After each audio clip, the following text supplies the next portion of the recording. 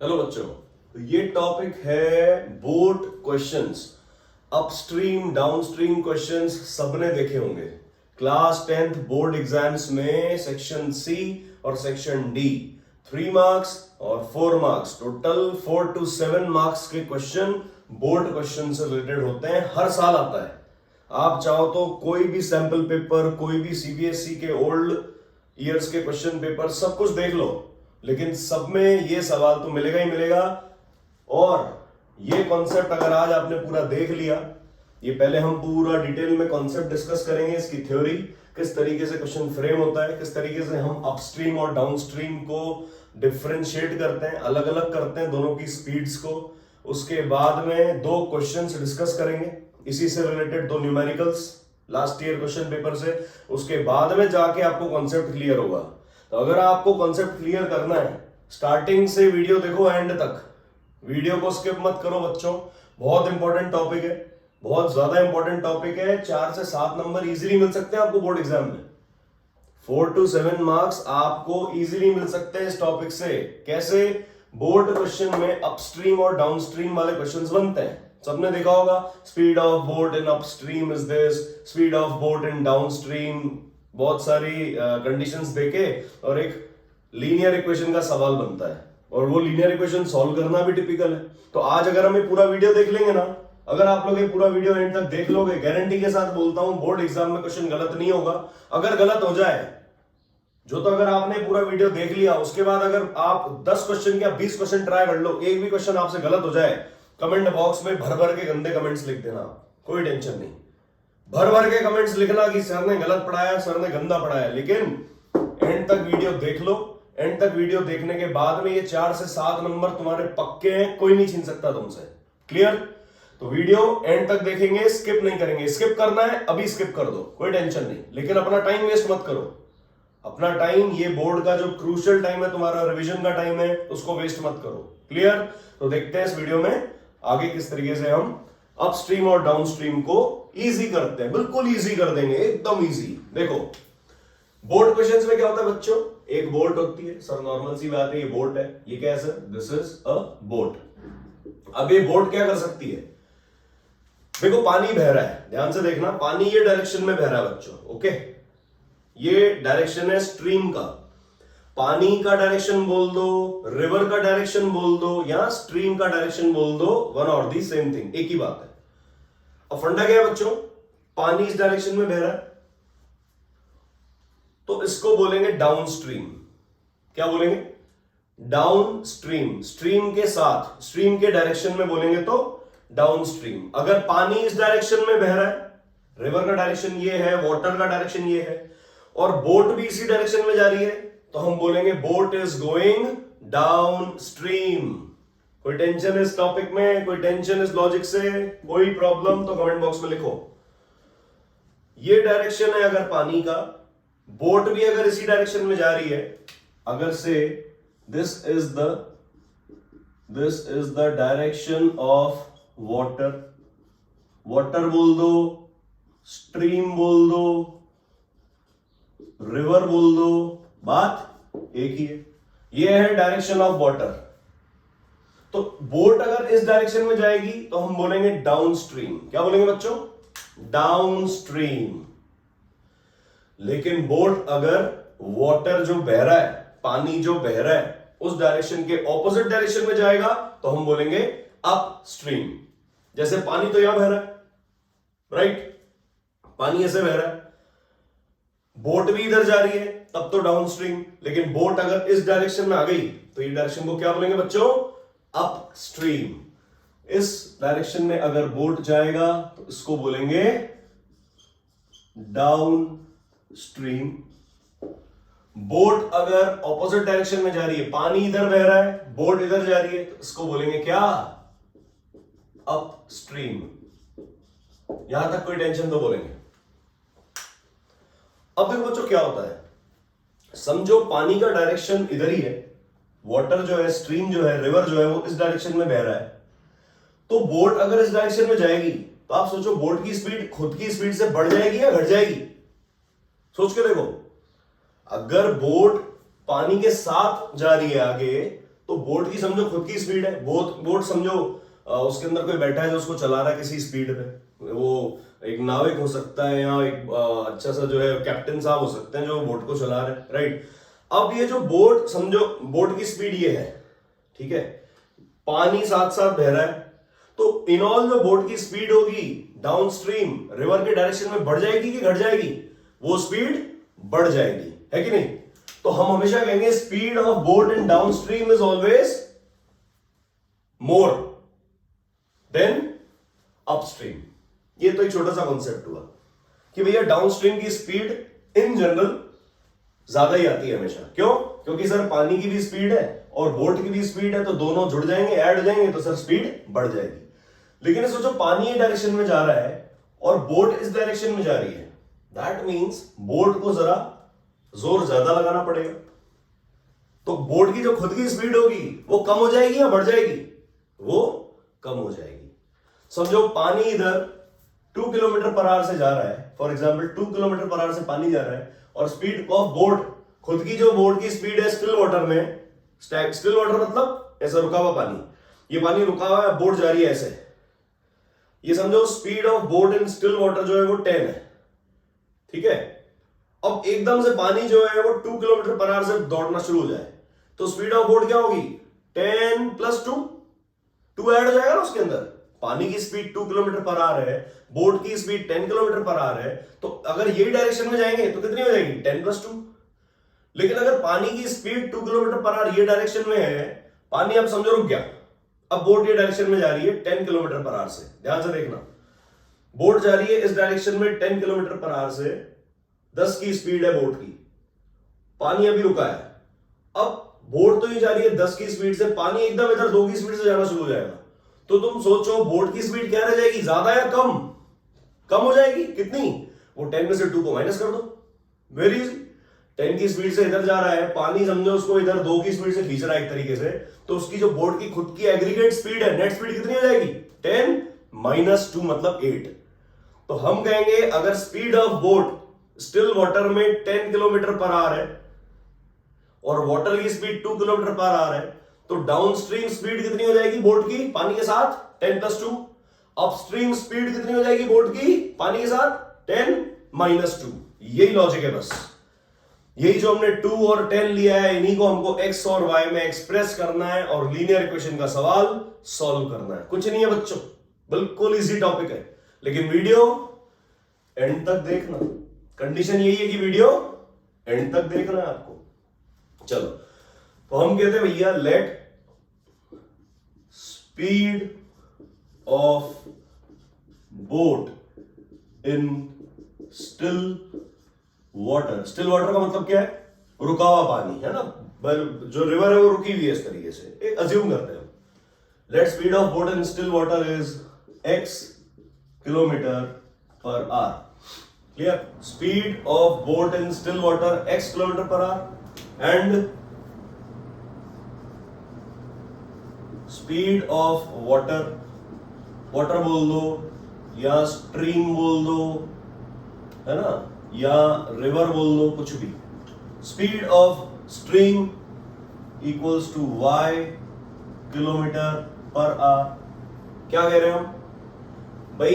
Boat की जो खुद की स्पीड है ना स्टिल वाटर में जो बोट की स्पीड है वो है x किलोमीटर पर आवर। ठीक है? क्या लिखा हमने? Speed of boat in still water, खड़े पानी में, रुके हुए पानी में स्पीड है जो बोट की वो कितनी है? x kilometre per our. और वाटर की खुद की स्पीड कितनी है? वाटर की खुद की स्पीड डायरेक्शन में कितनी है sir? y kilometre per hour. कोई टेंशन? डायग्राम क्लियर है? समझ में आ रहा है? ये बोट है, पानी है, ये जो है this is direction of what? This is direction of water. कोई टेंशन है क्या बच्चों ये लॉजिक में? कोई प्रॉब्लम तो बता देना कमेंट सेक्शन में। ये जो है this is direction of water, ठीक है? ये जो है speed of boat in still water, boat की खुद की स्पीड हमने बोट के अंदर ही लिख दी x किलोमीटर पर आवर, ठीक है? तो अब होता है what is the speed of boat in downstream and what is the speed of boat in upstream. अभी क्लियर हो जाएगा, सिर्फ आने वाले 5 मिनटों में आपको ये कॉन्सेप्ट एकदम कांच के जैसा क्लियर होगा। लेकिन यार वीडियो एंड तक देखना, तभी मजा आएगा, नहीं तो मजा नहीं आएगा। चलो, speed of boat in down stream. So speed of boat in down stream कितनी हो जाएगी बताओ? अभी अभी समझाया हमने, पहले बोट की 10 थी, पानी की 2 है, तो डाउन स्ट्रीम में कितनी हो गई? 10 + 2। अभी बोट की x है, डाउन स्ट्रीम की अभी बोट की x है, वाटर की जो है वो y है, तो कितनी हो जाएगी? x + y km/h। समझ में आया कि नहीं? बहुत इजी कॉन्सेप्ट है, ज्यादा कोई इसके अंदर दिमाग लगाने वाली बात नहीं है, सिर्फ आपको टर्मिनोलॉजीज याद होनी चाहिए। टर्म्स आती है ना, देखो बच्चों, एग्जाम में क्या है, एग्जाम में क्वेश्चन फ्रेम हो रहा है, एक टर्म दे दिया आपको, एक वर्ड दे दिया, उस वर्ड का मतलब ही नहीं पता होगा हमको, तो हम कैसे सॉल्व करेंगे? एग्जाम तो एक प्रॉपर फिनोमिना पे चलेगा, एक प्रोसेस में, उसमें वर्ड्स आएंगे, आपको पता होना चाहिए भैया स्पीड ऑफ स्ट्रीम क्या होती है, स्टिल वाटर क्या होता है, डाउन स्ट्रीम क्या होता है, अप स्ट्रीम क्या होता है। चलो, तो हमने क्या समझा? Speed of boat in down stream sir बढ़ जाएगी, तो हमने क्या किया? वाटर की स्पीड और बोट की स्पीड दोनों को ऐड कर दिया। बोट की स्पीड कितनी है? x, वाटर की स्पीड कितनी है? y, तो x + y आ गया। कोई टेंशन? No sir. अब and speed of boat in upstream कितनी हो जाएगी बताओ? बोट की स्पीड, खुद की स्पीड x है, ठीक है, बोट की स्पीड कितनी है सर? ये x km/h से इधर जा रहा है, और पानी की स्पीड कितनी है? y, अपस्ट्रीम मतलब ऑपोजिट डायरेक्शन होगा, पानी इधर है तो बोट इधर जाएगा, तो पानी की सर y है, बोट की x है, तो नेट स्पीड इस डायरेक्शन में कितनी हो जाएगी? x - y। यहां आ जाएगा सर x - y km/h। बस बच्चों, ये है कॉन्सेप्ट अपस्ट्रीम और डाउनस्ट्रीम का। अपस्ट्रीम मतलब होता है पानी के डायरेक्शन में, पानी के डायरेक्शन में, राइट, के साथ डायरेक्शन में जाना, ठीक। और अपस्ट्रीम क्या होता है? अपस्ट्रीम क्या होता है बच्चों? पानी के ऑपोजिट डायरेक्शन में जाना। बस इतनी सी बात है, सिर्फ इतना सा लॉजिक है कि डाउनस्ट्रीम क्या है? पानी के डायरेक्शन में जाना। अपस्ट्रीम क्या है? पानी के ऑपोजिट डायरेक्शन में जाना। सिर्फ इतनी सी बात है। आई गेस समझ में आया होगा। समझ में आया तो एक लाइक और एक कमेंट कर देना। दूसरी बात, समझ में आ रहा है तो वीडियो को एंड तक देखना, स्किप मत करना। अब तो क्वेश्चंस आने वाले हैं, अब क्वेश्चंस आने वाले हैं, क्वेश्चन सॉल्व करेंगे। क्वेश्चन सॉल्व करेंगे तब ये लॉजिक ऐसा का ऐसा उसके अंदर फिट कर देंगे अपन एज इट इज, और हमारा सवाल सॉल्व हो जाएगा। राइट, इतना समझ में आया हो तो आगे बढ़ते हैं। अब बच्चों, तो ये क्वेश्चन रिलेटेड है अपस्ट्रीम एंड डाउनस्ट्रीम से। अब क्या कह रहा है क्वेश्चन देखो। अ boat goes 30 kilometre upstream. Upstream मतलब रिवर के डायरेक्शन से opposite, and 44 kilometre downstream. Downstream मतलब स्ट्रीम के डायरेक्शन में या रिवर के डायरेक्शन में इन 10 आवर्स। क्या कह रहा है? अ boat goes 30 kilometre upstream and 44 kilometre downstream in 10 hours. ठीक। दूसरा क्या कह रहा है? In 13 hours it can go 40 kilometre upstream and 55 kilometre downstream. दो रिश्ते दे दिए, दो रिलेशन दे दिए। फर्स्ट तो ये है सर, और सेकंड ये है। इन्हीं दो रिलेशन से हमारी दो इक्वेशंस बन जाएंगी बच्चों। बस लॉजिक सिर्फ इतना सा है कि आपको वीडियो एंड तक देखना है, ताकि ये सोल्यूशन करने के बाद, ये वीडियो देखने के बाद आपको एक कॉन्फिडेंस मिल जाए कि हाँ, अपस्ट्रीम और डाउनस्ट्रीम वाले सवाल मेरे से बन जाएंगे, 100% हो जाएंगे। ठीक है, तो वीडियो एंड तक देखना। दो रिश्ते के मैंने, दोनों रिश्तों को यूज करना है, दो रिलेशंस को यूज करते हुए हमको क्वेश्चन को सॉल्व करना है। लेकिन बेसिक क्या रहेगा हमारा? Upstream downstream concept. ठीक है। Find the speed of stream. क्या निकालना है sir? Speed of stream and that of boat in still water, speed of boat in still water. देखो कैसे करेंगे। पहली बात हमको समझना आना चाहिए क्या हमको लेट करना है और किसको क्या चीज लेट करनी है। लेट करना एक्स वाई, ये भी बहुत बड़ी प्रॉब्लम है। इसमें पता है बच्चे पता नहीं क्या कर देते हैं, एक्स इधर वाई इधर, इक्वेशन पता नहीं क्या बन रही है। ऐसे हमको बिल्कुल मेस नहीं बनाना है, उलझाना नहीं है, सवाल को सुलझाना है, सॉल्व करना है। कह रहा है find the speed of stream and that of boat in still water. हमको speed of boat in still water को लेट करना है, स्पीड ऑफ स्ट्रीम को भी लेट करना है। तो हम speed of boat in still water को एक्स लेट करेंगे। हम कहेंगे let speed of boat in still water equal to x kilometre per hour. यहां तक कोई टेंशन हो तो बोलो। Speed of boat in still water equal to x kilometre per hour and दूसरा क्या लेट करेंगे, speed of stream and speed of stream is equals to y kilometre per hour. ये बड़ा बेसिक काम है जो हर क्वेश्चन में करना है आपने, ये स्टैंडर्ड है। ये जो हम कर रहे हैं ना अभी 4-5 स्टेप्स, ये स्टैंडर्ड है, हर क्वेश्चन में करना है आपको। ठीक है बच्चों। Speed of boat in still water, इसका मतलब क्या है सर, ये बोट है हमारी, ठीक है, और ये थोड़ा सा पानी बना दे। पानी बनाने में क्या, पानी तो फ्री है, पानी फ्री है ना तो ये बोट है। अब स्पीड ऑफ बोट, ये जो बोट है ये स्टिल, ये वाटर H2 हो गया, ये है x, ठीक है। और speed of water, speed of stream, ये जो स्ट्रीम है, स्ट्रीम की स्पीड क्या ली अपन ने, y किलोमीटर पर आवर। कोई टेंशन हो तो बोलेंगे, कोई टेंशन नहीं, ये x किलोमीटर पर आवर है। ओके, अब मेरे लिए कौन सा डायरेक्शन हो गया सर, ये डायरेक्शन हो गया मेरे लिए। बोलेंगे अभी समझाया था हमने डायग्राम में, डाउन स्ट्रीम। बच्चों डायग्राम अगर बना लिया ना आपने, मैथ्स के कोई क्वेश्चन में अगर आप उसको विजुलाइज करके डायग्रामेटिक वे में अगर बना पा रहे हो ना, मतलब वो सवाल तो सॉल्व होके रहेगा। डायग्राम सही बना, डायग्राम से क्या आपको एक फीलिंग आ जाती है, एक इमेजिनेशन हो जाती है कि यार बोट ऐसे चल रही होगी, पानी ऐसे जा रहा होगा, बोट का डायरेक्शन ये है, तो यार बोट की स्पीड बढ़ जाएगी। अगर यार बोट का डायरेक्शन ये है, पानी का डायरेक्शन ये है, और बोट को इधर ही जाना है, जबरदस्ती जिद्दी बोट है एकदम, तो जिद्दी बोट की स्पीड कम हो जाएगी। तो ये हो जाएगा डाउन स्ट्रीम, ये हो जाएगा अपस्ट्रीम। क्लियर? चलो, पानी इधर जा रहा है, ये हो जाएगा डाउन स्ट्रीम, और ये हो जाएगा व्हाट, अपस्ट्रीम। कोई टेंशन हो तो बोलेंगे नहीं।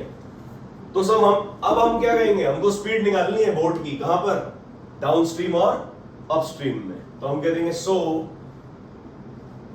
Speed of boat in down stream, upstream लिखते पहले, क्योंकि क्वेश्चन में देखो पहले अपस्ट्रीम फिर डाउन स्ट्रीम है, तो हमारे लिए एक सिस्टमैटिक वे में सॉल्व करना इजी हो जाएगा। देखो speed of boat in upstream,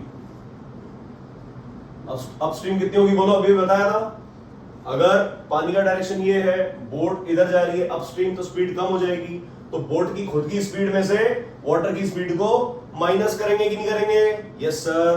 तो क्या आ जाएगा, speed of boat in still water x minus speed of stream y kilometre per hour. बोलो कोई टेंशन है क्या, एनी प्रॉब्लम? No sir. चलो sir, and speed of boat in downstream, ये कितना हो जाएगा सर, डाउनस्ट्रीम बढ़ जाएगी, बोट की स्पीड के साथ पानी भी जुड़ जाएगा, है ना, दोनों साथ मिलके चलेंगे तो स्पीड बोट की बढ़ेगी घटेगी, सर बढ़ जाएगी। मतलब still water boat speed plus speed of stream दोनों को ऐड कर देंगे, यहां आ जाएगा sir x plus y kilometre per hour. यहां तक कोई टेंशन हो तो बोलो, एनी प्रॉब्लम? No sir. अब एक बच्चों जो कॉन्सेप्ट है ना इन क्वेश्चंस में, एक बहुत बेसिक कॉन्सेप्ट है, हम 6-7 क्लास से पढ़ते आ रहे हैं, डिस्टेंस का फॉर्मूला। डिस्टेंस का फॉर्मूला क्या होता है, distance equal to speed into time. ये आपको याद रखना है।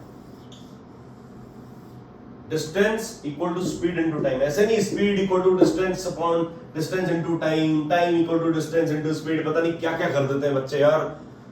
हमने देखा है टेस्ट कॉपीज में बच्चे क्या करते हैं यार।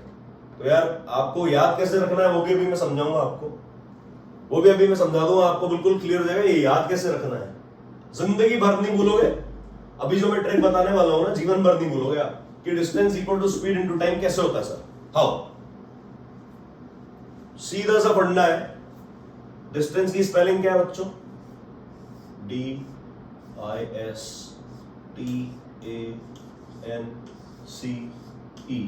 यही है क्या? डिस्टेंस की स्पेलिंग आती है सबको बचपन से? सर बहुत इजी है, लेकिन इस इजी ट्रिक में बहुत सही कॉन्सेप्ट छुपा हुआ है। हमको सिर्फ distance equal to speed into time याद रखना है। ये रहा आपका डिस्टेंस, ये हो गई स्पीड, ये हो गया टाइम। बोलो समझ में आया कि नहीं आया? डिस्टेंस की स्पेलिंग में उसका फॉर्मूला है कि नहीं? डिस्टेंस की स्पेलिंग में इसका फॉर्मूला है कि नहीं है? और याद रखना हमेशा DST, D equal to S into T। D distance equal to S मतलब स्पीड इंटू टाइम मतलब T। Distance equal to speed into time हम इस सवाल में, इस तरीके के हर सवाल में यूज करेंगे। और उसमें अगर गलती हो गई तो समझो इतनी मेहनत पानी में। तो मेहनत पानी में नहीं जानी चाहिए। वीडियो एंड तक देखो, लास्ट तक देखो, शुरू से देखो हमने कितने अच्छे अच्छे कॉन्सेप्ट सीखे हैं। अभी सवाल तक आ गए हम, अब इस सवाल को सॉल्व करना सीखेंगे, उसके बाद सेकंड क्वेश्चन भी सॉल्व करेंगे, तब जाके ये कॉन्सेप्ट आपको पक्का होगा। यार 1 घंटे का वीडियो अगर आपने देख लिया, 1 घंटे के वीडियो में अगर आपको 4 से 7 नंबर पक्के हो रहे हैं बोर्ड एग्जाम्स में, तो कोई बुरा तो नहीं है ना? इधर उधर टाइम वेस्ट करने से तो एक वीडियो को एंड तक देखो। किसी भी टीचर का एक वीडियो पकड़ लो, एंड तक देखो यार, मतलब मेरा भी देख लो, अच्छा वीडियो है, बहुत बहुत हेल्पफुल होगा बच्चों आपको। ठीक है, आपको याद रखना distance equal to speed into time. एक और, डाउनस्ट्रीम में स्पीड प्लस हो जाती है, अपस्ट्रीम में स्पीड माइनस हो जाती है। किसमें से क्या माइनस होता है वो ध्यान रखना है। अपस्ट्रीम, अगर डाउनस्ट्रीम जा रहे हैं तो बोट की स्पीड, मैं बोट हूं, बोट की स्पीड पानी के अंदर ऐड हो जाएगी। अगर अपस्ट्रीम जा रहे हैं, मैं बोट हूं, ठीक है, समझो मैं बोट हूं, तो मेरी स्पीड में से मैं पानी की स्पीड माइनस करूंगा तभी तो मैं जा पाऊंगा यहाँ पे, है कि नहीं? अगर पानी बहुत ज्यादा है, मेरी स्पीड बहुत कम है, तो मैं तो भेजूंगा पानी के साथ में, फिर मेरी स्पीड का कोई मतलब ही नहीं रहेगा, कोई पॉइंट ही नहीं रहेगा मैं कितना तेज जा रहा हूं। अगर मेरी स्पीड पानी की स्पीड से बहुत कम है तो मैं तो क्या करूंगा, बोर्ड हाथ छोड़ के भैया चलो पानी के साथ बह जाते हैं, ऐसा ही होगा ना? तो नॉर्मल सी बात है, पानी की स्पीड कम होगी इन क्वेश्चंस में, पानी की स्पीड बोर्ड की स्पीड से तो कम होगी। ठीक है, बोर्ड की स्पीड 10 है तो पानी की स्पीड 10 से कम होगी, तभी तो बोर्ड यहां जा पाएगा अपस्ट्रीम ऑपोजिट डायरेक्शन में। यस और नो? सिंपल सा कॉन्सेप्ट है। यहां तक समझ में आया तो बोलो लाइक और कमेंट में बताना समझ में आ रहा है कि नहीं आ रहा है। मेरा और आपका बात करने का एक जो कन्वर्सेशन, एक जो लिंक है वो सिर्फ कमेंट बॉक्स ही है। आपको कमेंट में लिखना पड़ेगा सर आपको समझ में आ रहा है, सर आप बेकार पढ़ा रहे हो, कमेंट में लिखना पड़ेगा। सर आप अच्छा पढ़ा रहे हो, कमेंट में लिखना पड़ेगा। आपको समझ में आ रहा है ना, दैट मीन्स टू मी आपका कॉन्सेप्ट क्लियर हो रहा है। आपके 4 से 7-8 नंबर अगर एग्जाम बोर्ड्स में आ रहे हैं, अगर 10th बोर्ड एग्जाम में आपके 4 से 7 नंबर बच्चों पक्के हो रहे हैं ना, एग्जाम देने के बाद आना, अगर क्लियर हो जाए एग्जाम में तुम्हारा क्वेश्चन सही हो जाए, तब बाद में आके कमेंट करना कि सर बचा लिया आपके क्वेश्चन में बचा लिया सर इस टॉपिक ने हमको, हमने पूरा साल पढ़ा था सर लेकिन क्लियर नहीं था, इस वीडियो से बड़ा ही क्लियर हो गया। लेकिन देखना पड़ेगा ना, एंड तक कौन देखेगा? आप देखोगे, देखो एंड तक देखो वीडियो, जाके सॉल्यूशन तब अपनी कॉपी में सॉल्व करो एक बार, फिर समझ में आएगा कि हाँ सर क्या बोल रहे हैं और क्या पॉइंट था सर की बात में, है कि नहीं?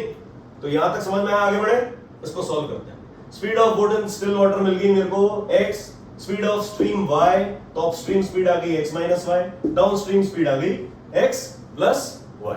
चलो अब आगे बढ़ते हैं, चलो बच्चों। तो अपस्ट्रीम स्पीड है x minus y, downstream speed है x प्लस y। चलो सर, x क्या था? Speed of boat still water में, y क्या है? स्पीड ऑफ स्ट्रीम, पानी की जो स्पीड है। ठीक सर, अब देखो पहला case, case number 1, a boat goes 30 kilometer upstream, 44 kilometer downstream in 10 hours. Time कितना है? केस 1, ये केस 1 है, ये केस 2 बनेगा। दूसरा स्टेटमेंट केस 2 है, पहला स्टेटमेंट केस 1 है। ठीक है, हम कंफ्यूज नहीं होंगे बच्चों। अब speed of boat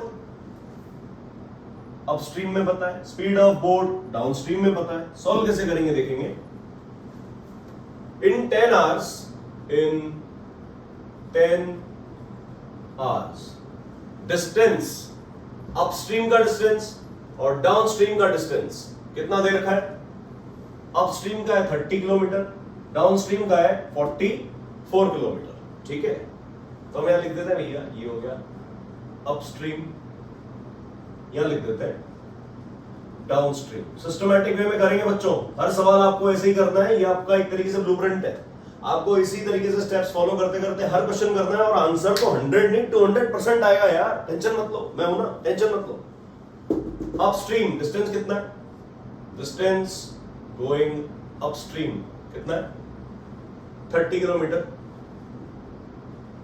distance going downstream कितना है 44 किलोमीटर्स।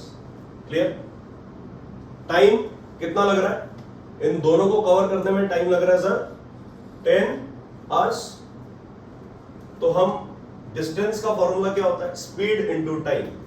डिस्टेंस का फॉर्मूला है बच्चों स्पीड इनटू टाइम। तो मुझे अगर सिर्फ टाइम चाहिए तो क्या आ जाएगा, टाइम इक्वल टू स्पीड आ जाएगा डिस्टेंस के नीचे, डिस्टेंस अपॉन स्पीड। क्या ये फॉर्मूला हम याद कर सकते हैं क्या, हमें याद करने की जरूरत नहीं, हमको ये याद होना चाहिए। बेसिक मेन फॉर्मूला है distance equal to speed into time. तो टाइम आ गया डिस्टेंस अपॉन स्पीड, कोई टेंशन नो सर। तो हम कह देंगे टाइम इन गोइंग अपस्ट्रीम कितना आएगा, distance in going upstream upon speed in upstream. सोच के देखो, डिस्टेंस अपॉन स्पीड करना है सर, नो डाउट करना है, लेकिन डिस्टेंस कौन सा, अगर अपस्ट्रीम में जाने का आपको टाइम चाहिए, अगर आप ये डायरेक्शन में जा रहे हो, इस डायरेक्शन में जाने का टाइम चाहिए, तो इसी डायरेक्शन में जाने का डिस्टेंस, इसी डायरेक्शन में जाने का स्पीड। तो डिस्टेंस अपॉन स्पीड, डिस्टेंस कितनी है सर 30, स्पीड कितनी है सर अपस्ट्रीम की x minus y. Time in going upstream equals to x minus y, कोई tension no sir. Next, time in going downstream calculate करना है हमको। टाइम इन गोइंग डाउनस्ट्रीम कितना आ जाएगा, distance in going downstream upon speed of boat in downstream. सोच के देखो, डिस्टेंस अपॉन स्पीड तो होगा, लेकिन डिस्टेंस कौन सा, अगर डाउन की तरफ बात हो रही है, स्पीड इधर बात हो रही है, तो इधर का ही डिस्टेंस, इधर का ही स्पीड, इधर का ही टाइम। ठीक है, तो डिस्टेंस इन गोइंग डाउनस्ट्रीम कितना है सर, कितना डिस्टेंस जा रहा है boat 44, and speed in going downstream कितनी है सर x प्लस y। तो टाइम इन गोइंग डाउनस्ट्रीम आ चुका है मेरे पास 44 अपॉन x प्लस y। यहां तक कोई टेंशन हो तो बोलेंगे, एनी डाउट्स, क्लियर हो गया। देखो केस 2 तो खट से हो जाएगा, अगर आपको केस 1 समझ में आ गया ना बच्चों, अगर केस 1 आपको क्लियर है तो केस 2 तो हम ऐसे कर लेंगे, फटक से कर लेंगे भाई। केस 2 में क्या करना है, इन 13 आवर्स टाइम कितना हो जाएगा 13 hours, distance upstream distance downstream को यूज करेंगे, लेकिन उससे पहले इस डेटा को यूज कैसे करना है हमको क्या कहा था केस 1 में पढ़ो, अ boat goes 30 kilometre upstream and 44 kilometre downstream, in total time कितना 10 आवर्स।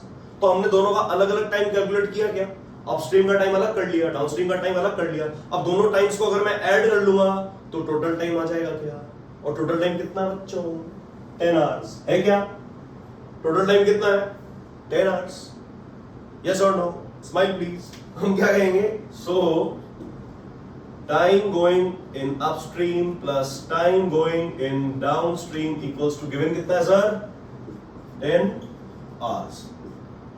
ये हमको गिवन है सर, ये डेटा गिवन है, any doubt, no doubt sir.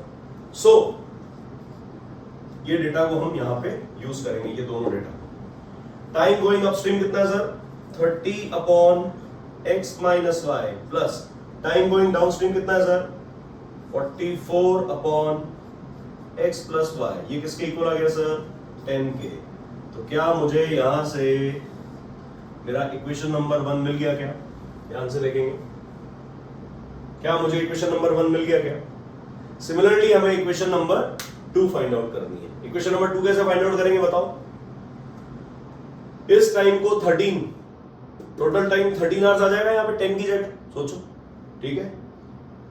It can go 40 kilometre upstream, 40 kilometre upstream, मतलब डिस्टेंस अपस्ट्रीम का कितना है 40, तो टाइम कितना आ जाएगा 40 अपॉन अपस्ट्रीम की स्पीड x माइनस वाई, तो यहां पर क्या आ जाएगा 40 upon x minus y, plus दूसरे केस में डाउनस्ट्रीम डिस्टेंस कितना है 55 किलोमीटर, तो 55 अपॉन क्या आ जाएगा अगर टाइम निकालना है, डाउनस्ट्रीम का डिस्टेंस अपॉन डाउनस्ट्रीम की स्पीड, दैट मींस 55 अपॉन क्या आएगा x प्लस वाई, दोनों को ऐड कर देंगे, किसके इक्वल आ जाएगा 13 आवर्स के इक्वल आ जाएगा। अभी हम सॉल्व करेंगे, डरो मत, बिल्कुल ढंग से सॉल्व करेंगे। ये समझ में आएगा बच्चों, वेरी क्लियर। चलो अब आगे बढ़े। चलो तो अब करते हैं केस 2। केस 2 मतलब जो दूसरा स्टेटमेंट क्वेश्चन के अंदर ही गिवन है। केस 2 क्या गिवन है बोलेंगे, केस 2 है इन 13 आवर्स, तो टाइम कितना गिवन है total, total time equal to 13 hours, कोई टेंशन, ठीक है। It can go 40 kilometre upstream, 40 kilometre upstream, तो distance for going upstream is equals to 40 kilometre, ठीक। डिस्टेंस फॉर गोइंग डाउनस्ट्रीम कितना गिवन है 55 किलोमीटर। अगेन हम क्या करेंगे उसी तरीके से बोलो, time in going upstream will be distance in going upstream upon speed of upstream, है कि नहीं है। Time in going downstream will be equal to what, distance of downstream upon speed of boat in downstream, है कि नहीं। Distance upon speed तो करना ही है, ये तो बेसिक है सर, डिस्टेंस अपॉन स्पीड तो हमें करना ही है। अब नेक्स्ट क्या करेंगे बोलो, simply total time, total time equals to 13 hours करना है हमको, यहाँ पे पुट कर दो पहले। तो डिस्टेंस कितना है अपस्ट्रीम का, अपस्ट्रीम डिस्टेंस कितना है, देखो डेटा ढंग से कॉपी करना, पता चला डेटा ही गलत कॉपी करा हमने, तो इतनी जो हम मेहनत कर रहे हैं वो वेस्ट हो जाएगी। मेहनत को वेस्ट नहीं होने देना हमको एक एक स्टेप ढंग से लिखना है, ठीक है। 5 क्वेश्चंस बच्चों सॉल्व कर लेना, ऐसे 5 to 6 क्वेश्चन सॉल्व कर लेना, तुम मास्टर हो जाओगे इसमें, 100% मास्टर हो जाओगे, ठीक है। डिस्टेंस इन गोइंग अपस्ट्रीम कितना है लिखा हमने 40, स्पीड इन गोइंग अपस्ट्रीम कितनी है x minus y, so time for upstream आ गया मेरे पास 40 अपॉन x माइनस वाई, ठीक है। सिमिलरली टाइम फॉर डाउनस्ट्रीम कैसे आ जाएगा, डिस्टेंस ऑफ डाउनस्ट्रीम कितना है 55, स्पीड ऑफ डाउनस्ट्रीम कितनी है, स्पीड ऑफ डाउनस्ट्रीम कितनी है x प्लस वाई, ठीक है। तो हमारे पास जो टोटल टाइम है, so total time equal to कितना है 13 hours.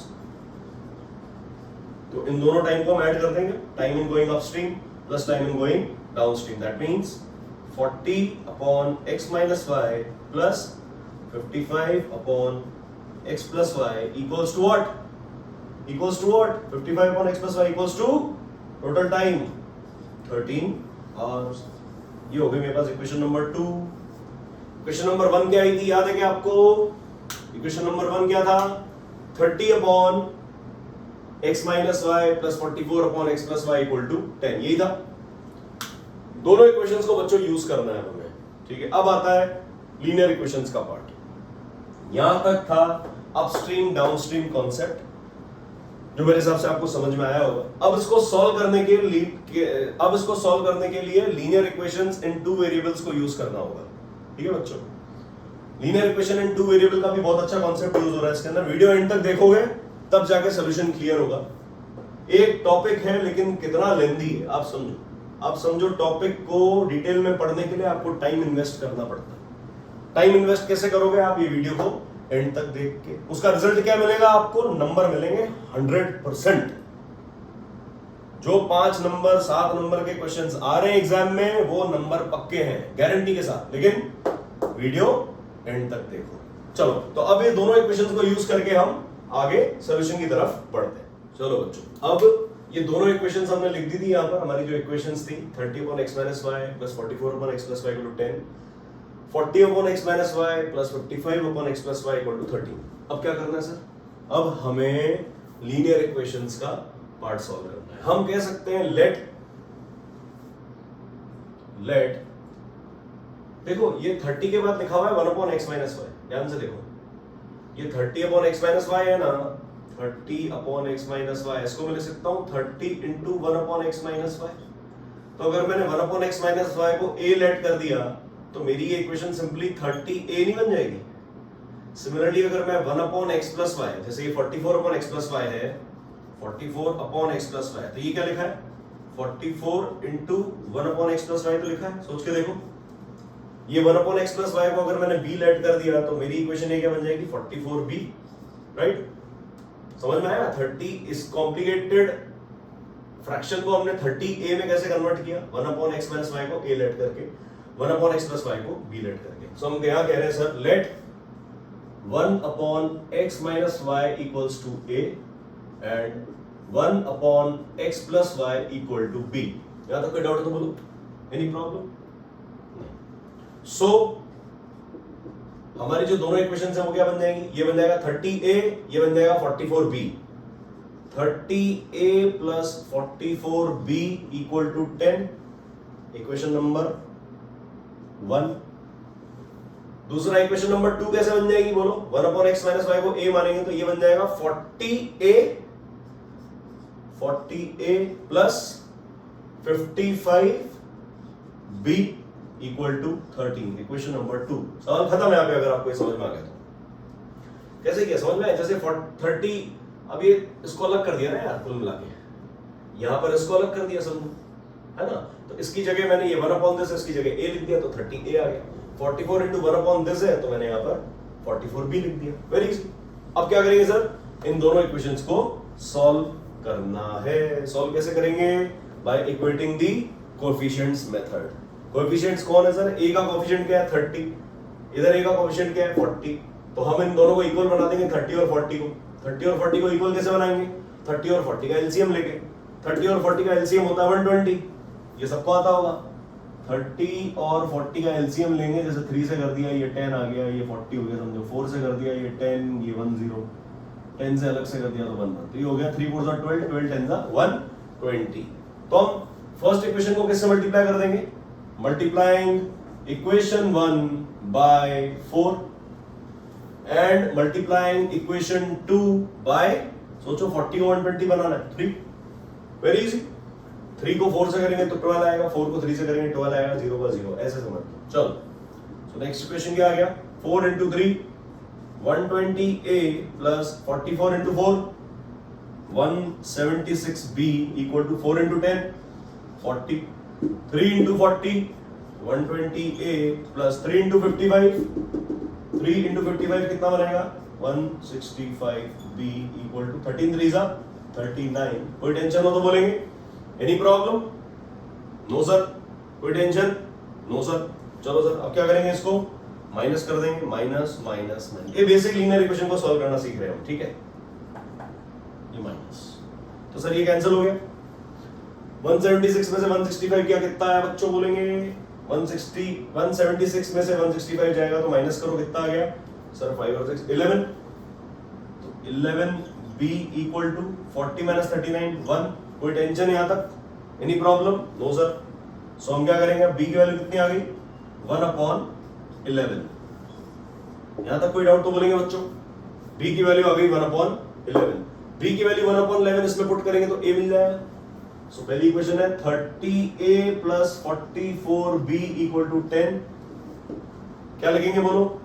30a plus 44 into 1 upon b, b की वैल्यू कितनी, sorry 1 upon 11, 1 upon 11 equal to 10।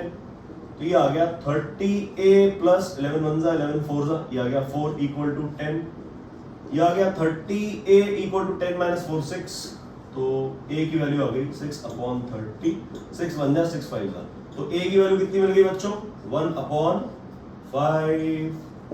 कोई टेंशन हो तो बोलेंगे यहां तक? Any problem? कोई प्रॉब्लम तो नहीं है यहां तक?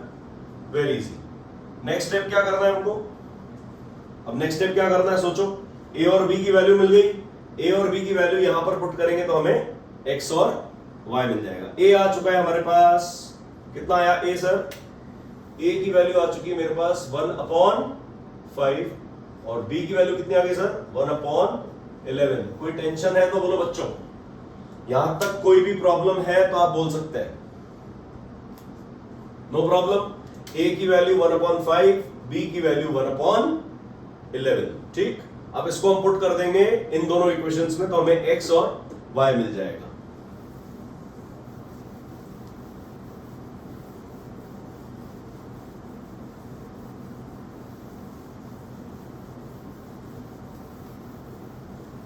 चलो, सो 1/x - y अगर a है, that means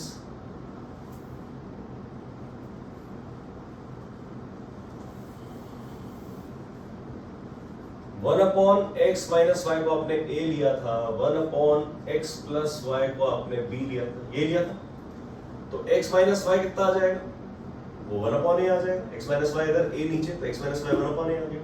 that means x minus y की वैल्यू आ गई 1/1/5। a की वैल्यू इधर, ये ऊपर जाएगा 5 बन जाएगा। That means x minus y आ गया मेरे पास 5। कोई tension, any problem? No sir, no.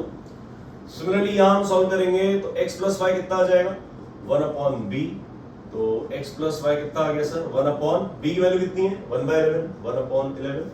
अब 11 फिर से ऊपर जाएगा, रेसिप्रोकल हो गया multiply. That means x + y की वैल्यू आ गई मेरे पास 11। कोई टेंशन हो तो कमेंट बॉक्स में आप बोल सकते हो, नो प्रॉब्लम। अब दोनों इक्वेशंस को लिख लो सर आप यहाँ पे, x - y = 5 and x + y = 11। Solve किया, ये कैंसिल, तो 2x आ चुका है मेरे पास 16, x आ गया 8 km/h। x की वैल्यू 8 यहां पुट कर देंगे, तो 8 + y = 11, y आ गया मेरे पास 11 - 8, 3 km/h। इसका मतलब क्या है, speed of boat in still water, water मतलब H2O है ना, कोई टेंशन मत लेना, मैथ्स की क्लास है, थोड़ी बहुत केमिस्ट्री चलती है ना। Speed of boat in still water equals to 8 km/h and what, speed of stream equals to 3 km/h। ये ना हमने x लिया था और इसको हमने y लिया था, याद है? वीडियो को एक बार शुरू से देख लेना तो और क्लियर हो जाएगा। सो ये हमारा फाइनल आंसर होगा। Speed of boat in still water 8 km/h, speed of stream equals to 3 km/h। देखो बच्चों, है कुछ भी नहीं, इसको क्रॉस चेक कर सकते हो आप। क्रॉस चेक कैसे, भाई हमारा आंसर आ गया, बोर्ड एग्जाम में कैसे श्योर हो, फटाफट से एक ट्रिक करेंगे। ये दोनों की स्पीड है, इनको ऐड कर दो, तो 8 और 3 11, मतलब 11 आ गई मेरे पास डाउनस्ट्रीम की स्पीड, 8 - 3 5 आ गई मेरे पास अपस्ट्रीम की स्पीड, है ना। 11 और 5 11, डाउनस्ट्रीम 11 है ना, 44/11 करेंगे तो 4 आ गया कि नहीं, और 30/5 करेंगे तो 6 आ गया। 6 और 4 को ऐड किया तो 10 hours. Very very easy. Similarly आप सेकंड केस में भी कर सकते हो। डाउनस्ट्रीम की स्पीड कितनी आई, 8 और 3 को ऐड करो, 8 और 3 11, 8 में से 3 किया, अपस्ट्रीम की स्पीड आ गई 5, अप आ गया 5, अप 5 तो 40/5 8 हुआ, डाउनस्ट्रीम 55/11 किया तो 5, 8 and 5 13 hours।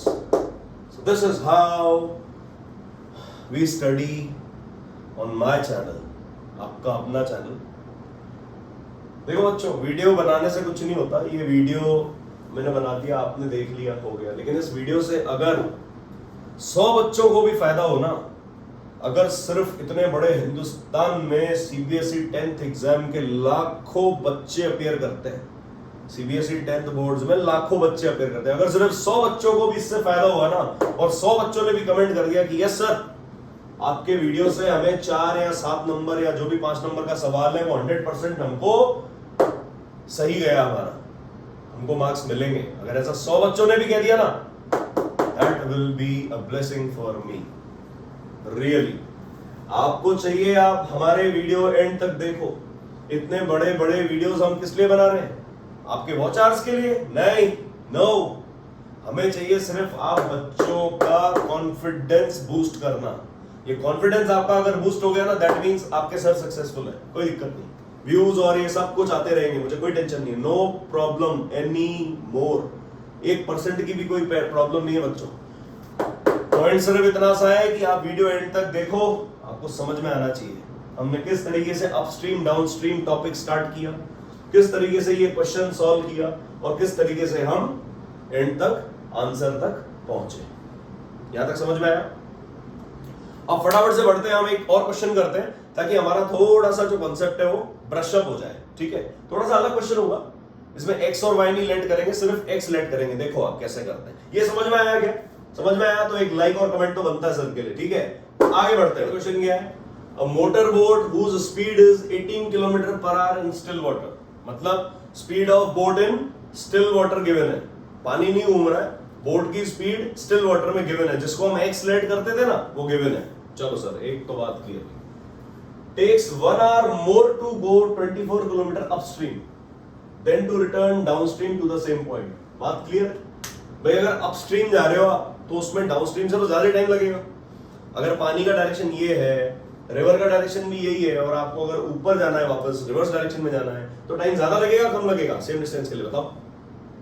ऑब्वियसली ज्यादा ही लगेगा। ठीक है, 1 hour more to go 24 kilometer upstream then to return downstream to the same spot, find the speed of stream। ये सवाल हम थोड़ा फटाफट सॉल्व करेंगे। ठीक है, अब हम थोड़े से मैच्योर इनफ हो चुके हैं, राइट?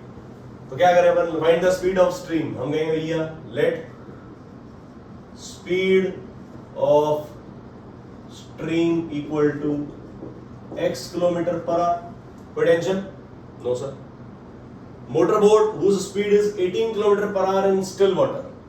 स्टिल वाटर को मैंने क्या बताया? हमेशा एक्स लेट करना है कि नहीं करना है? हमेशा speed of boat in still water को हम एक्स लेट करते हैं। बच्चों ये एक्स और वाई का जो खेल है ना, यही इजी बनाएगा सवाल को। और speed of water, speed of stream को हम वाई लेट करते हैं, तो हम यहां पर क्या करेंगे? हम यहां पर लिखेंगे वाई किलोमीटर पर आवर। बात छोटी सी है, बात बहुत छोटी सी है, लेकिन बहुत वैल्यू है। आपके दिमाग में एक एल्गोरिथम जो सेट है ना, उसको सेट रहने दो, उसको चेंज मत करो, डिस्टर्ब मत करो। बड़े से बड़ा सवाल भी सॉल्व हो जाएगा। आई कैन बेट 100 नहीं 200% चैलेंज है। अगर कोई कह देना कि सर आपका तरीका गलत है, मैं पढ़ाना छोड़ दूंगा। ठीक है, लेकिन आपको क्या करना है? आपको सर की स्ट्रेटजी को फॉलो करना है। ठीक है sir? Let speed of stream y kilometre per hour. Motor boat whose speed is 18 kilometre in still water.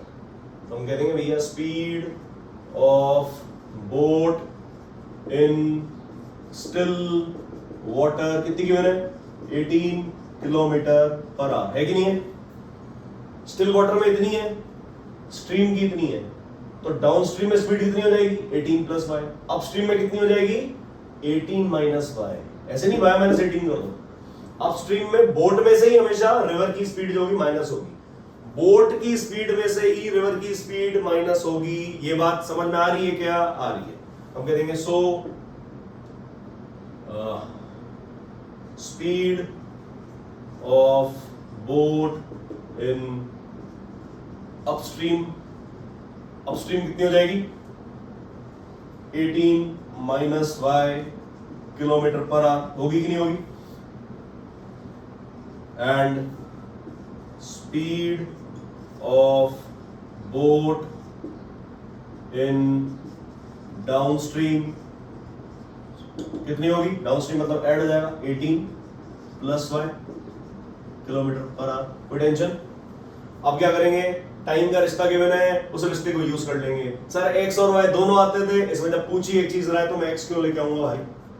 और अगर पूछता speed of boat in still water तो मैं एक्स लेट करता।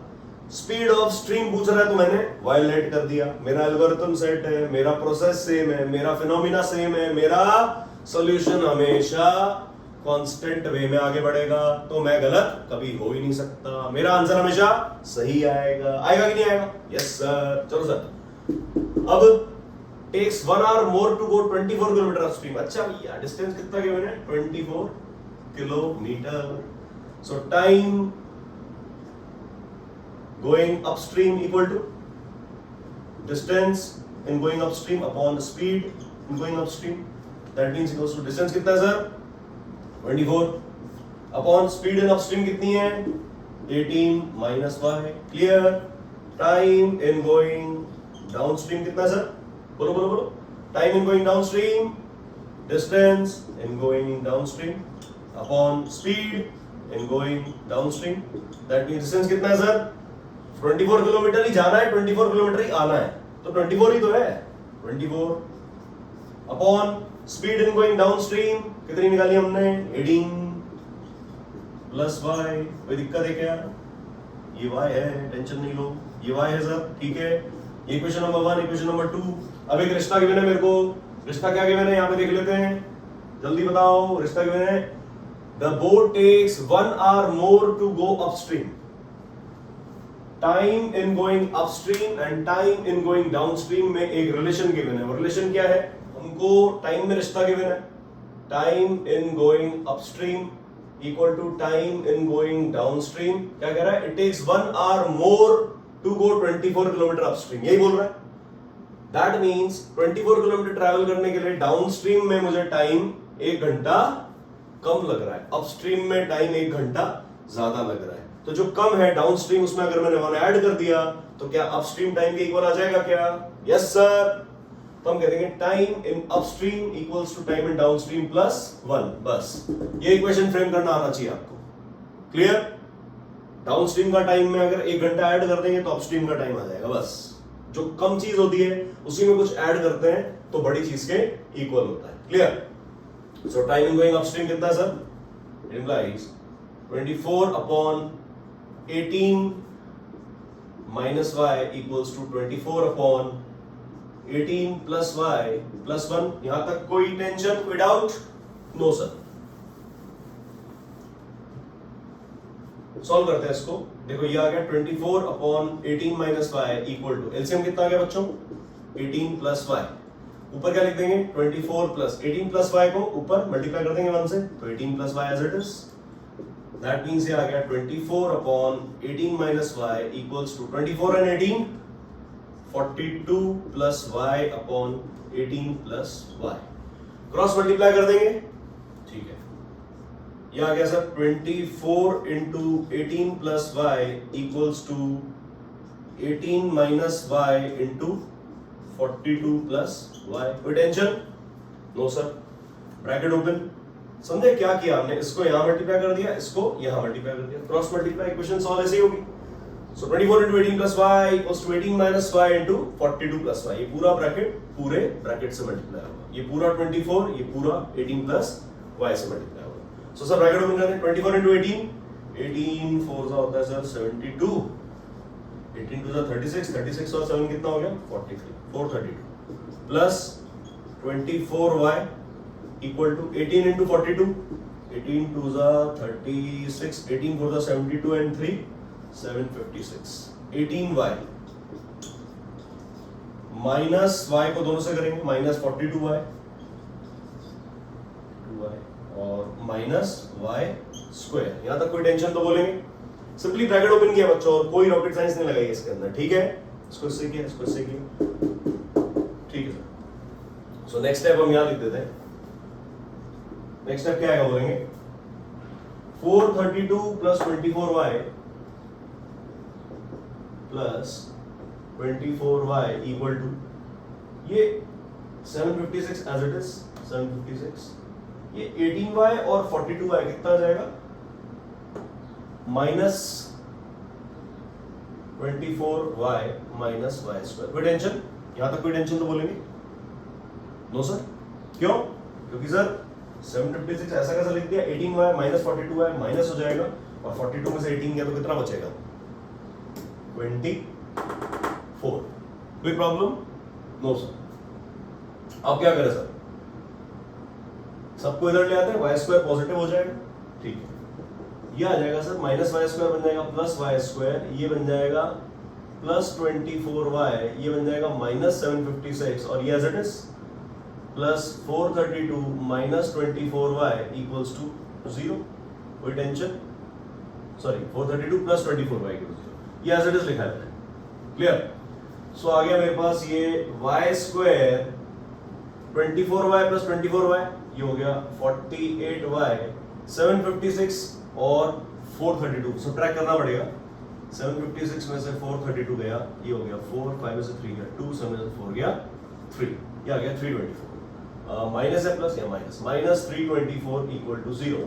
अगेन अब यहां पर हमें क्या अप्लाई करना है, ये इक्वेशन बन गई है हमारे पास, this is what, this is nothing but quadratic equation, है कि नहीं बच्चों। अब क्वाड्रेटिक इक्वेशन को सॉल्व करना, देखो एक चैप्टर में कितने कॉन्सेप्ट आ गए यार, पहले एक छोटे से वीडियो में कितने कॉन्सेप्ट कवर कर लिए, पहले अपस्ट्रीम डाउनस्ट्रीम हुआ, पूरा थ्योरी कवर हुई, उसके बाद सवाल सॉल्व किए, फिर linear equation in two variables सीखा टेक्निक, उसके बाद अब क्वाड्रेटिक इक्वेशन का splitting the middle term, split कैसे करते हैं, या तो धाराचार्य लगा दो, ये होता था ना वो x equals to minus B plus minus under root B square minus 4ac upon 2a, या तो वो लगा दो, या फिर splitting the middle term, splitting ज्यादा इजी लग रही है, नॉर्मल सी बात है, 48 है और ये नेगेटिव है, प्रोडक्ट नेगेटिव, तो मिडिल टर्म स्प्लिट कैसे होगी, एक नंबर इससे बड़ा होगा, एक नंबर इससे छोटा होगा, इससे बड़ा 50 सोच लो, 50 में से 2 जाएगा 48, ठीक है, लेकिन 52 से 100 ही होता है, तो 52, 53, 54,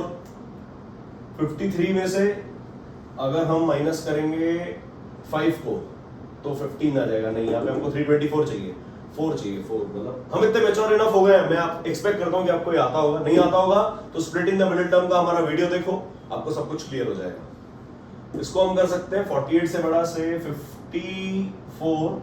54 में से अगर 6 माइनस हो 48 आ जाएगा, okay, and 6 4 24, 6 5 30, okay sir short सही गया अपना 324 है ना, तो हम लिखेंगे y square plus 54y minus 6y minus 324 equals to what, equals to 0।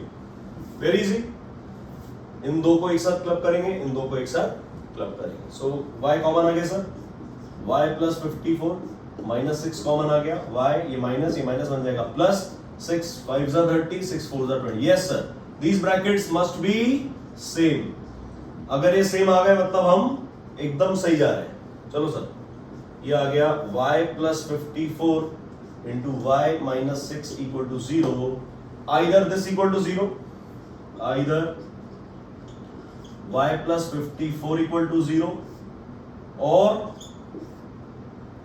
y minus 6 equal to 0। अगर इससे करेंगे तो y आ जाएगा माइनस 54, नेगेटिव है, इसको हम रिजेक्ट कर देंगे, क्यों करेंगे, कोई बता सकता है क्या, क्योंकि स्पीड कभी भी नेगेटिव नहीं आ सकती। तो मेरे पास आंसर कितना आ गया बच्चों, y equals to 6 kilometres per our.